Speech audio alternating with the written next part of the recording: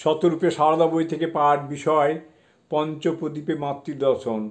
তৃতীয় পঞ্চপ্রদীপ স্বামী বিশুদ্ধানন্দ, অমিয় কুমার বন্দ্যোপাধ্যায়ের রচনা, পরবর্তী অংশ।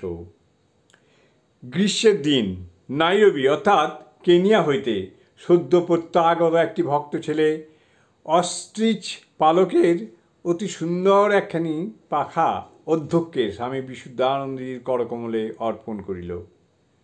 তিনি আনমনে পাখাটি একবার বুকের কাছে ঘুরাইয়া জিহ্বাগ্র দংশন করে বললেন, আহা, এইটি দেখে ভাবলুম ঠাকুরের সেবার জন্য পাঠাবো, কিন্তু ভুল হয়ে গেল। এখন আর তো চলবে না। আচ্ছা, মায়ের পূজারীকে ডাকো, এটি মার কাছে পাঠায়। ছেলের ব্যবহার করা জিনিস মার সেবায় লাগবে, তাতে আপত্তি হবে না। পূজারীকে দিয়া তখনই পাখাখানি শ্রীমন্দিরে প্রেরণ করিলেন। জয় মা।